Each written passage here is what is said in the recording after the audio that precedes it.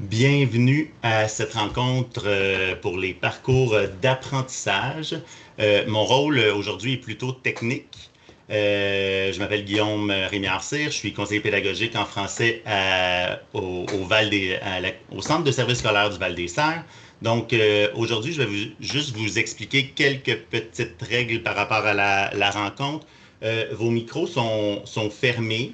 Euh, pour des raisons d'enregistrement. Dans le fond, ce qu'on va faire, c'est qu'on va enregistrer la rencontre d'aujourd'hui. On ne sait pas encore si on va être en mesure de la diffuser, donc ça va dépendre de quelques variables encore, donc on ne peut pas rien promettre. Donc c'est pour ça que à tout le monde qui m'a demandé si c'était enregistré, j'ai dit pour l'instant, on ne le sait pas. Sinon, ce qui est clair, c'est qu'on s'engage à faire des capsules dans les prochains mois aussi pour vous épauler pour cette appropriation des parcours d'apprentissage. Mais assez parlé technique. En fait, non, une dernière chose technique. Si on va vous demander d'avoir des discussions ou de la rétroaction pendant notre présentation, donc vous allez pouvoir utiliser la bulle de conversation pour ce volet-là. Et si vous avez des questions précises en lien avec les parcours, vous allez pouvoir utiliser la section questions et réponses. Ce que je vais faire, c'est que je vais diffuser à ce moment-là les questions et les réponses au moment où ça sera nécessaire. S'il y a plusieurs questions qui se répètent, ça va éviter qu'il y ait plusieurs questions dans le clavardage. Donc, sans plus tarder, aujourd'hui, ce qu'on va faire, en fait, c'est qu'on va vous présenter le parcours d'apprentissage en écriture sur lequel on a travaillé dans les 2 dernières années, qui a été présenté rapidement à la fin du congrès de mots et de craie. On va faire un bref survol. Ensuite, on va regarder comment on peut utiliser les textes avec Karine Lacroix, ma collègue du CP en français au Val-des-Serres. On va regarder aussi comment on peut utiliser les listes de vérification avec nos élèves, avec Hugo Lachapelle, mon collègue aussi, dont je ne me rappelais plus le nom pour 2 secondes, à Val-des-Serres aussi. Et on va terminer avec moi, qui va faire un petit tour de ce qui est disponible en ligne pour vous aider à savoir. Mais sans plus tarder, on va commencer avec la personne qui a inspiré ce parcours-là, qui a insufflé ce premier mouvement-là, cette passion-là, puis qui continue à l'insuffler. Diane Bernier-Ouellette, membre de mots et de craie, aussi chargée de cours à l'Université de l'île du Prince-Édouard et conseillère en littératie. Donc, je vous laisse au bon soin de Diane. Merci beaucoup, Guillaume. À mon tour de vous souhaiter une très cordiale bienvenue à ce perfectionnement portant sur le parcours d'apprentissage en écriture. Et je veux remercier tous ces collègues tout de suite en partant qui ont travaillé beaucoup et qui sont inspirants. J'ai adoré travailler en collaboration avec vous tous. Donc, dans quelques instants, mes collègues vous présenteront des façons concrètes d'utiliser le parcours en salle de classe. Mais avant cela, je voulais prendre quelques instants pour nous pencher sur ce que c'est le parcours d'apprentissage et aussi pourquoi nous avons décidé en tant qu'équipe à De mots et de craie d'investir dans ce projet. Donc, on va commencer les diapos. Guillaume va m'aider avec ça, je pense. Donc, une pratique puissante, courante dans vos salles de classe, on le sait, c'est d'offrir des listes de vérification à nos élèves afin qu'ils développent leur autonomie à réviser leur texte de manière réfléchie. Or, on sait que les experts nous rappellent que l'apprentissage est rehaussé encore davantage, les attentes sont encore plus visibles et claires lorsque nos élèves peuvent voir également des exemples de textes qui illustrent ces critères. Donc, notre parcours d'apprentissage en écriture comprend, en plus des listes de vérification, des échantillons de textes écrits par des élèves, des charmants textes que j'ai bien hâte que vous puissiez voir. Donc, ces textes-là sont des textes écrits par des élèves à différents moments de leur parcours scolaire, s'échelonnent de la maternelle au début du secondaire. Donc, nous sommes une équipe de 8 mentors et CP. On a été guidés par notre experte Mary Aaronworth et nous avons lu des centaines de textes provenant de classes situées dans différents centres de services scolaires et de différentes provinces. En fait, il y a peut-être des textes qui proviennent des classes de certaines personnes qui sont présentes ici en fin d'après-midi. Donc, ensemble, tous les 8, on a identifié 18 textes d'information qui représentent, selon nous, une célébration du potentiel des enfants en tant qu'auteurs. Alors, si vous regardez le parcours à l'écran, vous vous demandez peut-être ce que représentent les lettres associées à nos textes. Eh bien, chaque lettre représente une année scolaire de progrès. Donc, vous en apprendrez un peu plus à ce sujet un peu plus tard. Mais tout ça pour dire que tous les textes de notre parcours représentent ce qui est possible lorsque l'enseignement de l'écriture s'effectue de façon rigoureuse, sur une base régulière dans une école, année après année. Vous vous demandez peut-être, mais pourquoi avons-nous décidé en tant qu'équipe de consacrer tout ce temps à la création de parcours d'apprentissage en écriture? Il y a plusieurs raisons et permettez-moi d'en partager deux en ce moment. Donc, Carl Anderson, je ne sais pas si vous le connaissez, c'est un grand expert au niveau de l'enseignement en écriture. Dans un récent article, il a expliqué, je trouve qu'il explique bien la première raison et vient renchérir ce que j'ai mentionné plus tôt. Donc, Carl Anderson a dit, en enseignant avec des textes modèles, vous alignez votre enseignement sur un principe fondamental de l'apprentissage.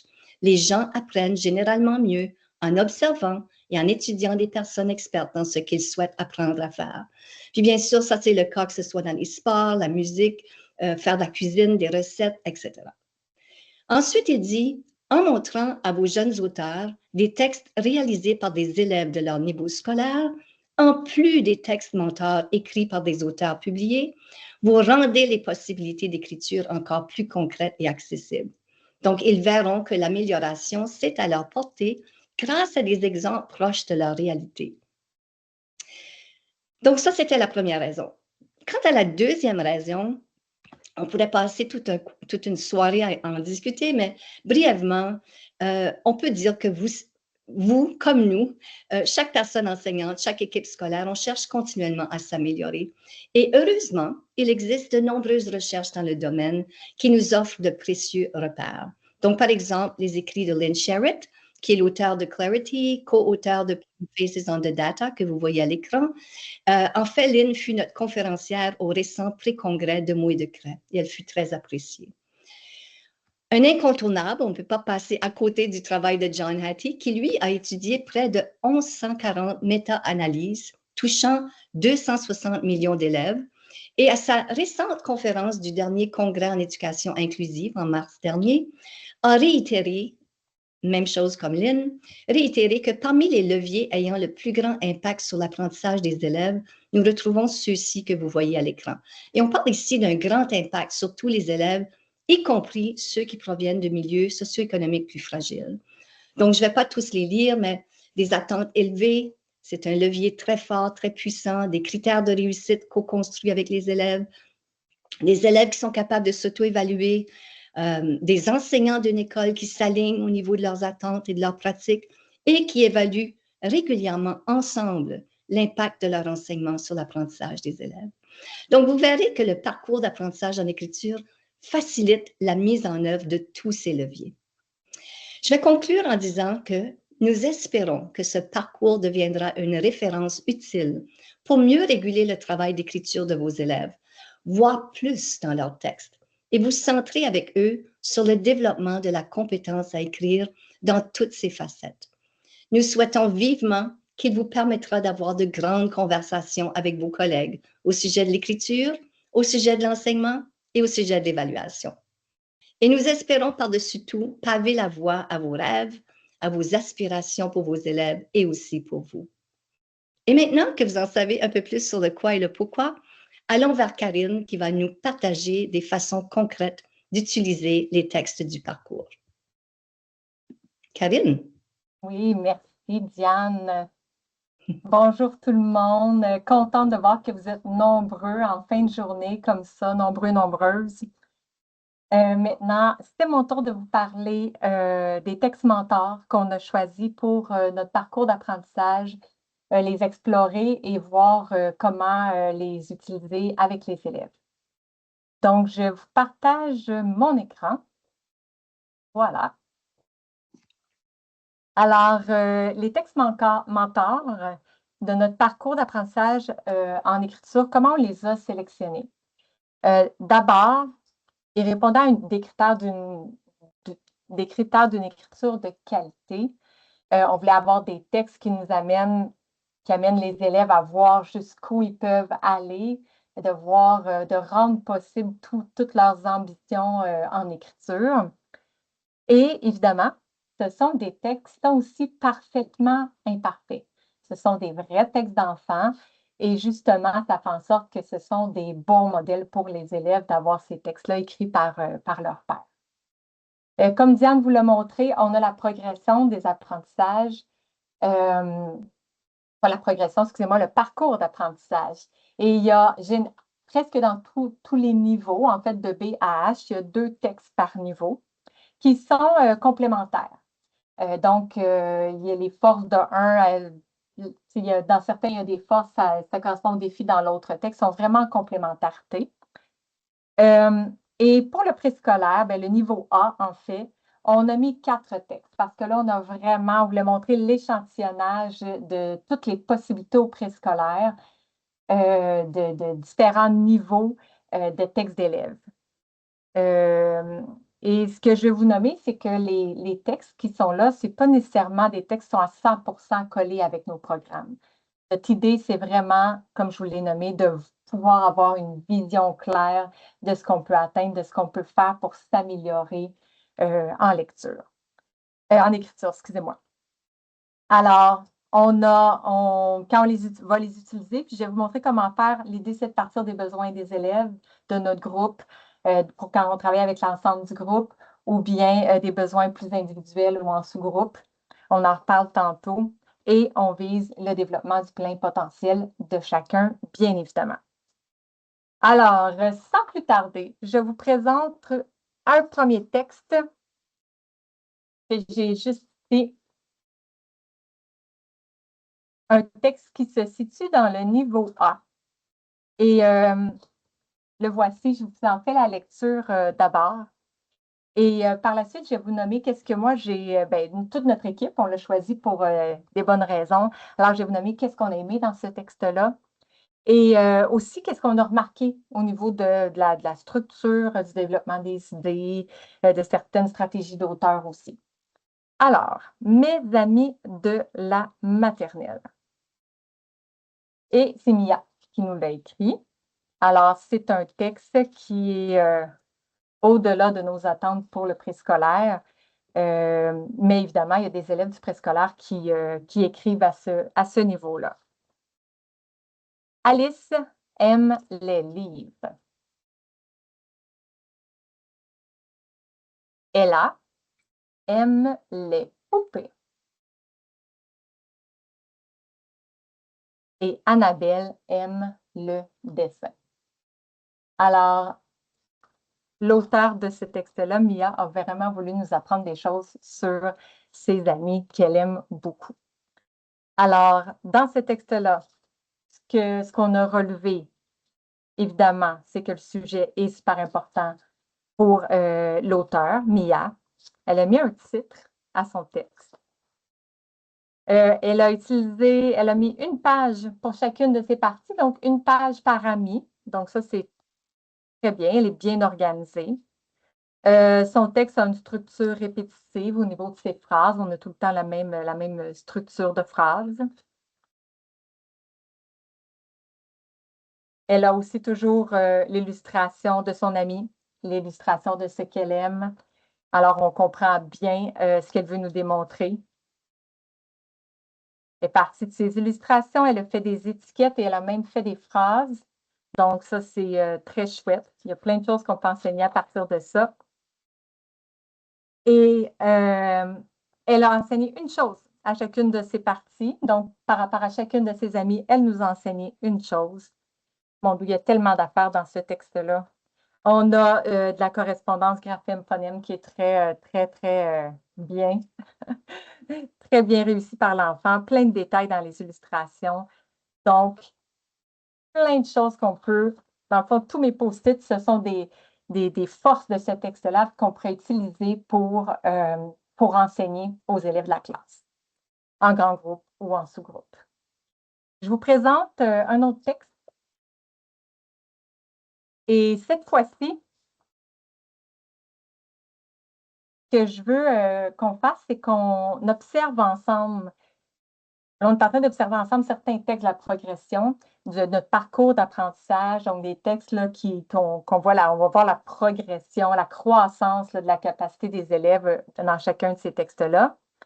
Et c'est important de parler des textes parce que quand on trouve des mots pour en parler, après ça va clarifier aussi nécessairement nos enseignements. Donc, ça va être à vous maintenant de me dire dans le clavardage, dès que je commence la lecture du texte, vous pouvez me dire qu'est-ce que vous aimez de ce texte-là et qu'est-ce que vous remarquez au niveau de sa structure, du développement des idées, des techniques d'auteur. Alors, je vous présente sans plus tarder le texte du Jujitsu et qui a été écrit par Charles. D'abord, il nous a fait une très belle table des matières, bien organisée. On voit tous ces sujets, introduction, équipement, le sensei, les positions, le championnat, l'adversaire et sa conclusion. Donc, au niveau de l'introduction, j'apprends des techniques de combat. Mon habit commence par la lettre K, le Jujitsu. Le kimono et le pantalon font partie du kimono. La ceinture fait aussi partie du kimono. Le chandail spécial fait aussi partie du kimono. Et il faut que ce soit confortable pour te battre. C'est important. Il nous parle ici du sensei. Il nous dit que le sensei est important pour apprendre des techniques de combat et qu'on l'appelle aussi le maître. C'est lui qui t'apprend à combattre. Il est important et il faut l'écouter. Le sensei a aussi un assistant qui apprend aux enfants. Je vous montre les autres pages sans les lire. Ici, il nous parle de la position qui est importante avant de commencer un combat. Ici, il nous parle du championnat, fonctionnement du championnat de Jiu-Jitsu, que ça te prend une ceinture noire pour faire partie du championnat. Et finalement, il nous parle de son adversaire. Et sa conclusion, où il nous dit « Maintenant que tu as lu mon texte de Jiu-Jitsu, veux-tu en faire pour devenir comme moi? » Alors, est-ce qu'il y en a parmi vous qui ont observé certaines choses dans ce texte-là que vous trouvez chouettes, des choses intéressantes qui pourraient être enseignées à vos élèves? Oui, Pascal, les phrases bien construites. Prends des chances. Oui, les idées sont bien organisées, ils interpellent le lecteur, tout à fait. Pose des questions à la fin, interpelle son lecteur. Oui, c'est très bon, mot précis. Excellent. Vous avez vraiment plein de bonnes idées. Alors, sujet important et bien maîtrisé, clairement. Belle table des matières. Il y a une page pour chaque partie de son sujet. Une petite devinette pour nous faire découvrir son sujet. Des étiquettes. Des intertitres à chacune des pages. Il enseigne plusieurs choses dans chacune de ces parties aussi. Des mots d'experts, comme le sensei. On voit qu'il connaît ça. Plein de mots précis et importants pour son sujet. Vous l'avez nommé beaucoup, les mots précis. Donc, technique de combat, le maître, combattre, assistant, etc. Et à la toute fin, on a même une petite réflexion. Il y en a beaucoup qui l'ont relevé. Une réflexion pour les lecteurs en demandant s'ils veulent être comme lui. Donc, c'est vraiment les forces, et il y en a d'autres de ce texte-là. Merci pour votre participation. Et après ça, c'est intéressant de voir la progression entre le texte qu'on avait de la maternelle et celui-là. J'imagine que vous le voyez, évidemment, les phrases sont plus développées. Il y a plus d'idées aussi qui sont au fil d'un texte, entre les deux textes. L'apparition d'une introduction, d'une conclusion. Donc, on voit vraiment le développement de la compétence des élèves. Et ce que je veux vous présenter maintenant, ce texte-là, comme celui de la maternelle, il peut faire partie d'un coffre à outils. Donc, ce qu'on va mettre ce qui est déjà fait à votre disposition, le parcours d'écriture, c'est vraiment un coffre à outils qu'on vous offre. Alors, il y a des textes mentors, comme celui que je viens de vous lire, comme les deux que je viens de vous lire. Et on a aussi fourni des textes mentors qui sont annotés. Je vais vous montrer un modèle avec mon coffre à outils où j'ai mis les textes là, de niveau B. Alors, le texte du Jujitsu, que vous reconnaissez probablement, on a mis des annotations pour relever les forces de ce texte-là, parce que peut-être que vous ne vous sentez pas complètement habile à les trouver. Donc, vous avez ça là, comme dans votre poche arrière pour identifier qu'est-ce qui pourrait être enseigné à partir de ce texte-là. L'impression de texte en petit format pour pouvoir faire des entretiens. Quand les élèves sont plus vieux, il y aura des listes de vérification aussi. Hugo va nous en parler tantôt. Donc, un petit coffre à outils vraiment intéressant. Et nous, quand on a fait ce coffre-là, je vais juste vous dire qu'on s'est demandé, OK, qu'est-ce qu'un auteur pourrait apprendre de ce texte-là? C'est pour ça qu'on a relevé tout ce qui fait de bien.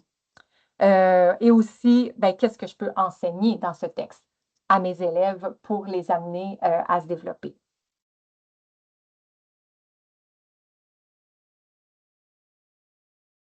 Mais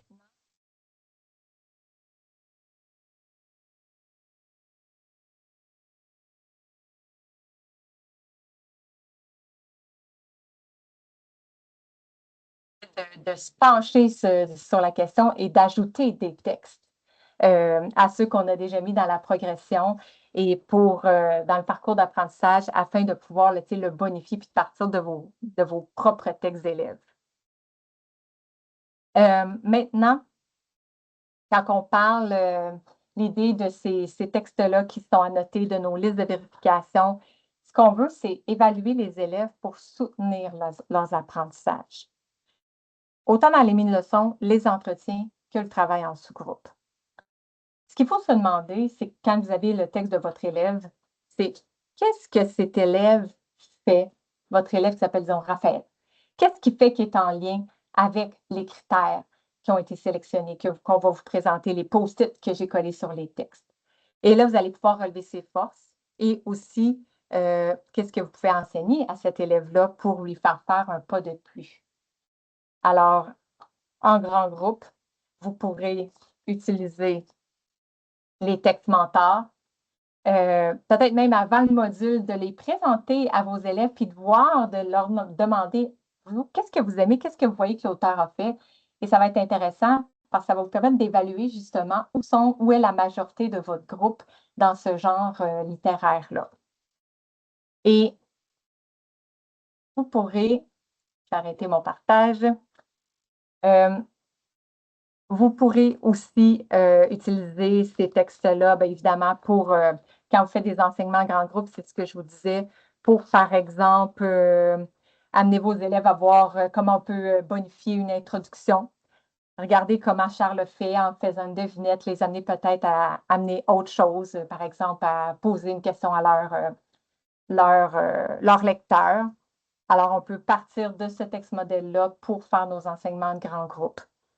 Et quand on est en individuel, en entretien ou en travail en sous-groupe, bien là, ce qui est intéressant, c'est qu'on peut aller chercher dans tous les textes, la variété de textes qu'on vous offre, un texte qui est près de ce que votre élève est capable de faire pour pouvoir nommer, comme je vous le disais tantôt, ce qu'il fait déjà de bien et de cibler avec cet enfant-là qu'est-ce qu'il va pouvoir faire d'autre, l'amener un peu plus loin en lui donnant des conseils, en lui enseignant certaines choses. Peut-être que dans un sous-groupe, je vous lance une autre idée. On pourrait aussi, par exemple, enlever nos post-it ici et demander à l'élève, à nos élèves dans un sous-groupe de ressortir qu'est-ce que l'auteur a fait de bien dans cette page-là. Et là, les élèves pourraient nommer, oh oui, il y avait vraiment des mots précis, des mots d'experts et tout ça. On pourrait leur demander de prendre les post-it et de venir identifier les endroits dans ce texte-là où ils voient des mots d'experts. Ensuite, peut-être de reprendre des post-it et d'identifier dans leur propre texte des endroits où ils en ont utilisé aussi. Encore utiliser le post-it pour identifier des endroits où ils ont mis des mots simples et où ils pourraient les bonifier pour que ces mots simples-là deviennent des mots vraiment plus précis ou des mots d'experts. Donc, on voit que ces outils-là, les grands formats, les petits formats de texte, nos post-it, vont pouvoir vous être utiles là, autant en grand groupe, en sous-groupe, en individuel. Et il y a maintenant, je laisse la parole à Hugo, mon collègue, qui va vous montrer comment les listes de vérification peuvent aussi bonifier ces textes mentors-là écrits par des élèves, là, dont je vous ai présenté 2 exemples, mais comme je vous dis, niveau A à ABC, il y a 8 textes que vous allez pouvoir explorer. Donc, je te laisse la parole, Hugo. C'est incroyable, Karine. C'est incroyable. Excusez-nous les petits défauts techniques. Ça va. Et voilà. Bon, on est dans le même bureau, tout s'explique. Donc, c'est incroyable, Karine, tous ces textes, tout ce que ça peut nous enseigner. Moi, je vois bien garder dans un coffre à outils, dans mon coffre à outils d'entretien, des textes de niveau A, de niveau B, de niveau C pour circuler dans ma classe, puis avoir des entretiens, puis voir qu'est-ce que chaque texte peut enseigner à différents auteurs en fonction de où est-ce qu'il est rendu. C'est incroyable. Les listes de vérification peuvent aussi être un moyen efficace comme enseignant pour faire ressortir dans un texte mentor ou dans un texte d'élève les qualités d'une bonne écriture. Mais les listes peuvent être aussi puissantes quand elles sont utilisées avec les élèves, par les élèves. Je vais vous partager mon écran un petit instant. Donc, on pourrait utiliser les listes avec les élèves pour se rappeler ce qui a déjà été appris. Hein? Un peu comme un pilote d'avion qui a une liste avant le décollage de choses à cocher pour être sûr de ne rien oublier. Hein? Ce n'est pas parce que notre pilote d'avion il ne sait pas comment faire décoller, c'est que c'est une tâche tellement importante qu'il faut se rappeler tout ce qu'il y a à faire avant. Donc, ça pourrait être pour se rappeler ce qui a déjà été appris, mais ça pourrait être aussi un peu comme un athlète le fait, pour se fixer des objectifs clairs, puis pour voir sa progression comme auteur. Donc, la liste de vérification peut être un petit peu le chronomètre sur ma montre, le temps que je vais noter pour voir ma progression. Par contre, pour qu'un élève soit capable de les utiliser de façon efficace, ça prend un enseignement, puis ça demande de planifier différentes opportunités où les élèves vont avoir l'occasion de se pratiquer à l'utiliser. Sinon, ben, vos élèves, ce qu'ils vont faire, c'est ce qu'ils font habituellement peut-être de d'autres listes de vérification, c'est-à-dire qu'ils vont cocher systématiquement toutes les petites cases, puis ils vont le remettre dans la pochette d'écriture pour ne plus jamais la ressortir.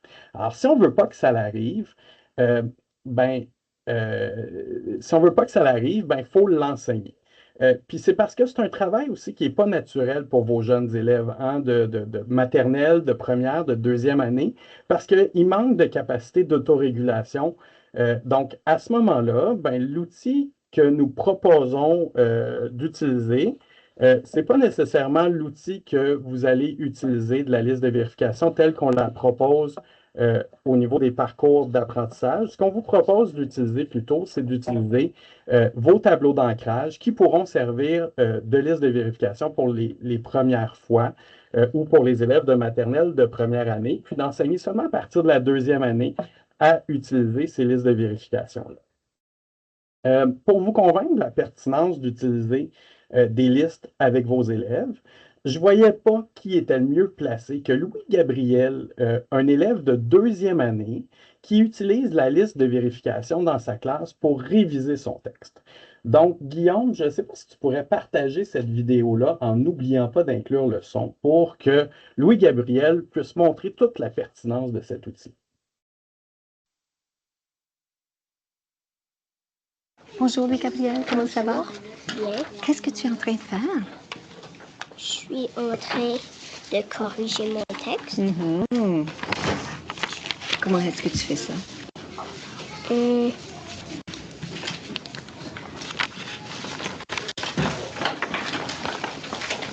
Je regarde les mots au mur du monde et j'encercle la majuscule et le point. Donc, tu vérifies ta ponctuation, tu vérifies tes mots et tout ça. Quoi d'autre est-ce que tu as fait dernièrement? J'ai fait ma liste de vérification. Peux-tu m'expliquer comment tu as fait ça? J'ai regardé mon texte et là, j'ai lu la La première chose, oui. première chose. Oui, qu'est-ce que ça dit? J'ai écrit mon opinion, ce que j'aime et ce que je n'aime pas. Et j'ai donné des raisons pour justifier mon opinion. Alors, est-ce que tu penses que tu as fait ça? J'ai vu Oui. que tu as mis un crochet ici, dans la petite case de oui. Oui, peux-tu me montrer où tu as fait ça?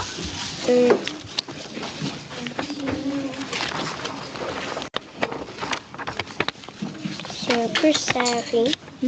C'est correct, tu peux le dire si tu veux. Mon Beyblade préféré dans la catégorie Turbo est Z-Angel, car il va très vite. Très efficace pour battre d'ordures. 2, très rapide pour battre d'autres Beyblades. Très rapide, 0 avantage sauf les Beyblades plus forts ne pas attaquer. Wow, alors tu sais vraiment pourquoi tu aimes les Beyblades, pour les raisons. Puis ensuite, qu'est-ce que tu as fait? J'ai écrit une introduction dans laquelle j'ai non seulement donné mon opinion, mais j'ai aussi préparé mes lecteurs à ce que mon texte essaie de les convaincre de mon opinion. Puis là, je vois que tu as coché oui aussi. Alors, peux-tu me montrer que tu as fait ça? Wow, est-ce que tu peux le dire pour moi? Tu peux le laisser ici sur la table. Est-ce que tu as envie d'un jeu qui a des toupies, des explosions et des gagnants? Alors, voulez-vous jouer au Beyblade? Les Beyblades sont les meilleurs jouets au monde, car tu peux faire exploser le Beyblade de ton adversaire. Wow, alors je remarque que tu as commencé avec une question, n'est-ce pas? Oui, Qu'est-ce que ça fait commencer avec une question? ça fait que le texte est plus captivant. D'accord, donc c'est une technique pour captiver tes lecteurs, n'est-ce pas? Très bien. Puis qu'est-ce que tu as regardé ensuite sur ta liste de vérification?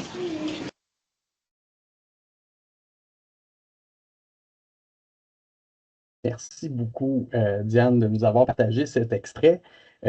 Donc, j'ai mis deux questions dans le clavardage. Donc, comment Louis-Gabriel utilise-t-il la liste de vérification? Puis, qu'est-ce que vous aimeriez que vos élèves puissent faire comme Louis-Gabriel? Si vous avez un instant, vous pouvez écrire dans le clavardage. Il reste quelques instants pour y arriver.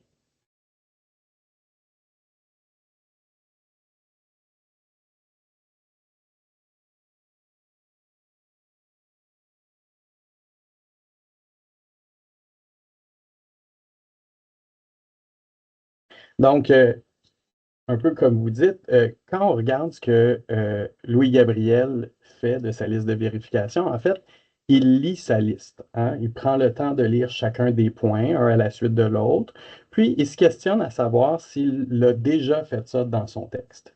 Ensuite de ça, il va vérifier à l'intérieur de son texte s'il y a un passage qui prouve qu'il l'a utilisé au moins une fois, si ce n'est pas plus.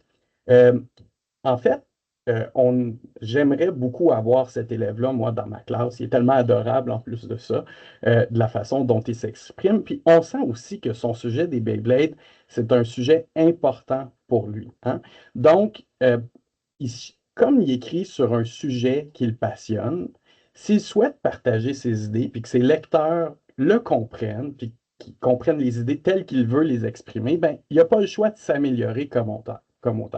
Puis ça, il est capable de le faire parce qu'il connaît les prochaines étapes et qui sont inscrites sur sa liste de vérification. Aussi, Louis-Gabriel, il est très autonome. Il est capable de s'auto-évaluer, de se relire. On le sent quand on discute avec lui en entretien. Ça lui permet en fait de déterminer c'est quoi son prochain pas, de se fixer des objectifs, puis surtout de ne rien oublier pour que son texte soit vraiment un texte qu'il aime sur les Beyblades. Puis ça le rend aussi responsable de ses apprentissages, puis de sa progression vers son objectif, qui est de devenir un meilleur auteur. Il donne aussi des preuves des apprentissages en pointant dans son texte où il a appliqué un élément de la liste de vérification. Ça, c'est quelque chose que vous avez beaucoup noté. C'est parce que la liste contient des critères de réussite qui sont clairs pour lui, qui est capable de faire ça. La liste ne remplace pas l'enseignement. C'est parce qu'il y a eu d'abord un enseignement explicite par l'enseignante qu'il peut identifier ces éléments-là dans son texte. Il comprend aussi ce qui est écrit sur sa liste, puis d'ailleurs parce que ça lui a été enseigné, puis parce que les listes sont écrites dans un langage qui est accessible pour lui, qui sont le langage qui est utilisé dans les ateliers d'écriture. Et ces énoncés-là, nécessairement, ont été discutés avant dans la classe. Comment utiliser les listes de vérification ou les tableaux d'ancrage en classe? Louis Gabriel, il sait très bien que ce qu'il doit faire, il sait très bien ce qu'il doit faire avec une liste de vérification. Mais ce n'est pas arrivé comme ça du jour au lendemain. Il ne suffit pas de donner une liste à un élève pour qu'il soit capable de l'utiliser. Il faut lui enseigner à l'utiliser. Je ne le répéterai jamais assez. Une façon dont on pourrait introduire la liste de vérification ou rappeler comment utiliser un tableau d'ancrage pour ne pas oublier, c'est en faisant une analogie avec la liste d'épicerie. On pourrait raconter aux élèves l'analogie suivante. Un jour, je suis allé au supermarché sans ma liste. Je l'avais oubliée. Quand je suis retourné à la maison, ben, je me suis aperçu qu'il me manquait 6 choses en défaisant mes sacs. Alors, ce que j'ai fait, c'est que j'ai fait une liste d'épicerie pour m'assurer que je ne manquerai pas la prochaine fois que j'irai à l'épicerie, je n'oublierai pas mes items. Fait que j'ai mis ça dans ma poche. Puis quand je suis arrivé à l'épicerie, vous me connaissez, M. Hugo, ben, il est distrait facilement. Il a rencontré un copain, puis il s'est mis à lui parler. Fait que j'ai oublié de sortir ma liste d'épicerie. Ça fait que la troisième fois, quand je suis retourné à l'épicerie, ben, pour être sûr de rien oublier, ben, j'ai utilisé la liste, puis je l'ai gardée à côté de moi tout le long que je faisais mon épicerie. Comme ça, j'ai tout vérifié, puis je me suis assuré que j'avais tout ramené avec moi. Quand tu écris, ben, toi aussi, tu n'auras pas besoin de te souvenir des épinards, des œufs, du bœuf, du beurre. Tu n'auras pas besoin de faire ça. Mais par contre, tu vas devoir te souvenir d'enseigner des choses à ton lecteur, tu vas devoir te souvenir de mettre des étiquettes, tu vas devoir te souvenir d'utiliser des mots de taille, de forme, de couleur. Donc, c'est pour ça que toi, tu vas utiliser une liste de vérification. Donc, un peu comme vous venez de le voir, je pourrais l'utiliser comme ça avec mon tableau d'ancrage ou je pourrais bien sûr utiliser ma liste de vérification qui est fournie avec les parcours d'apprentissage.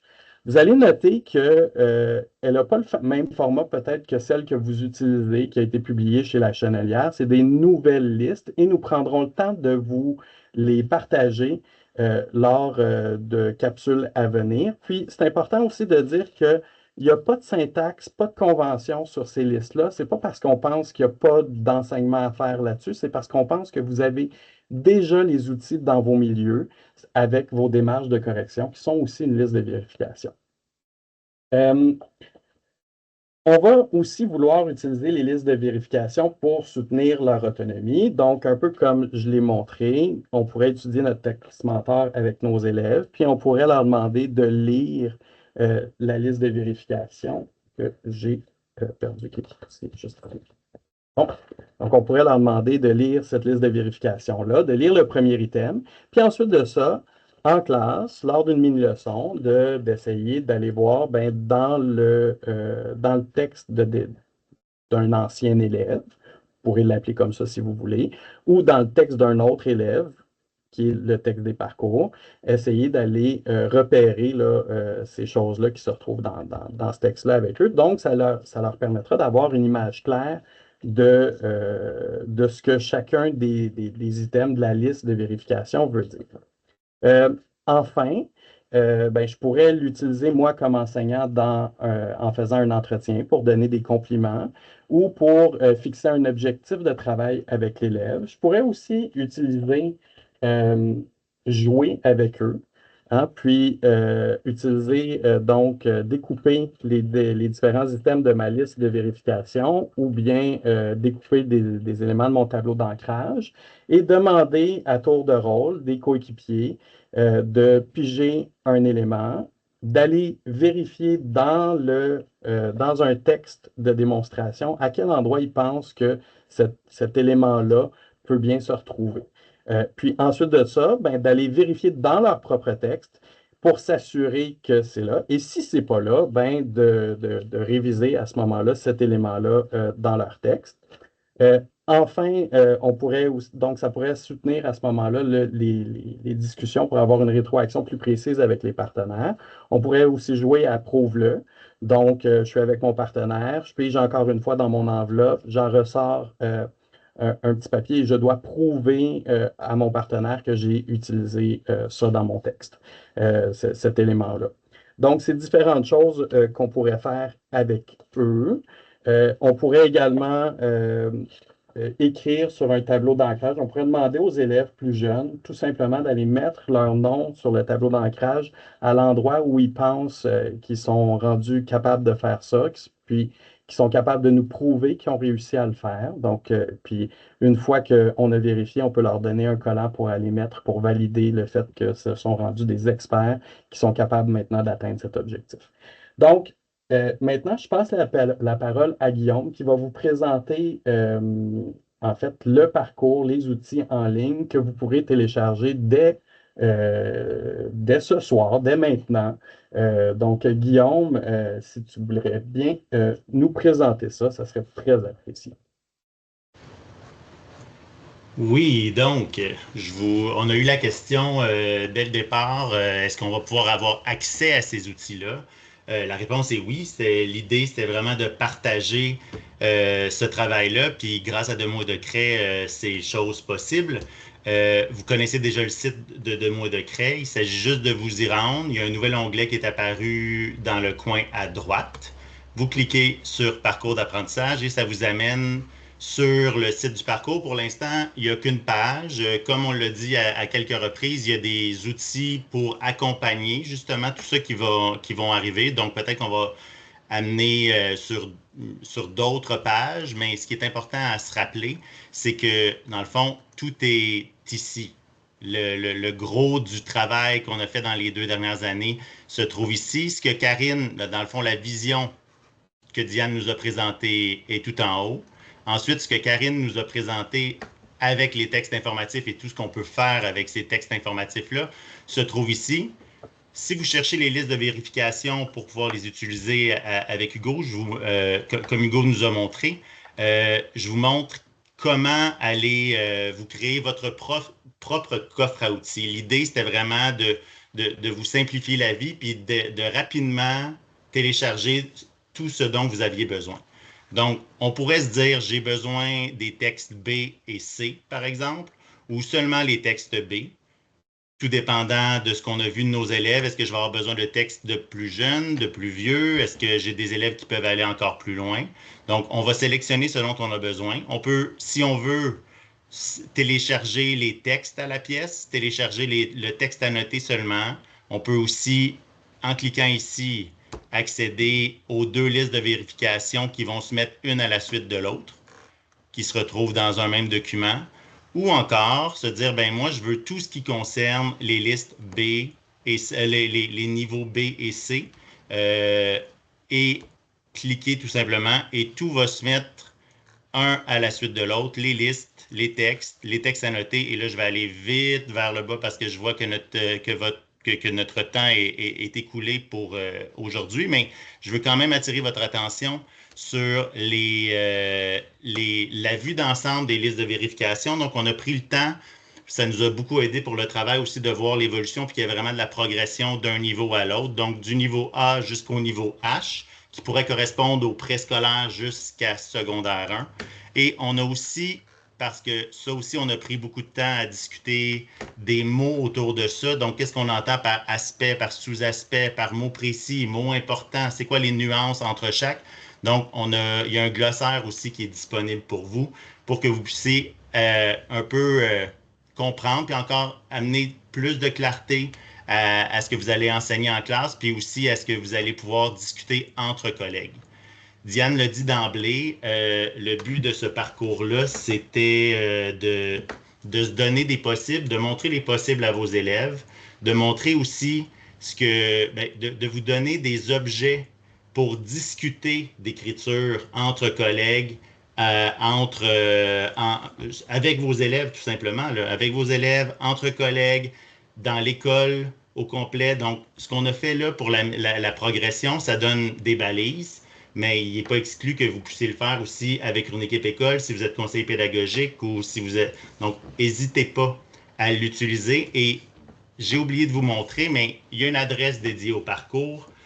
Si vous avez des conseils, elle est tout en bas là, de la page que je viens de vous montrer, qui est téléaccessible par le site de Mots de Craie.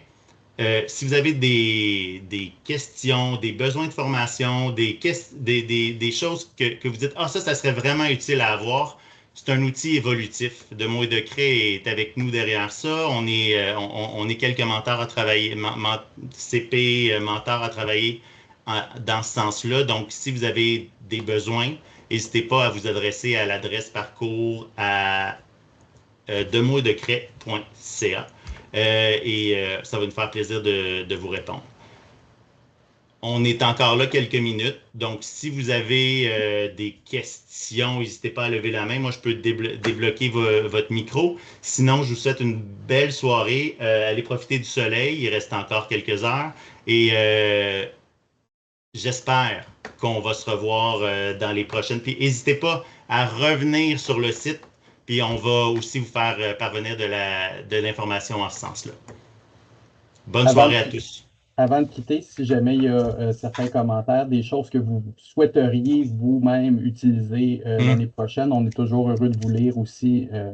Qu'est-ce qui là-dedans là, vous intéresse le plus ou vous souhaitez réinvestir dès l'année prochaine? Moi, j'aimerais faire du pouce sur ce que Guillaume et Hugo viennent de dire. C'est que nous, on a fait partie on a formé une communauté d'apprentissage, une communauté de pratique. Et puis maintenant, vous faites partie de cette grande communauté de pratique en nous envoyant vos questions, vos commentaires et vos idées. Donc, peut-être que dans les semaines, les mois, les années à venir, vous pourrez partager vous aussi des textes du travail que vous avez fait avec les enfants pour enrichir toute la communauté au complet.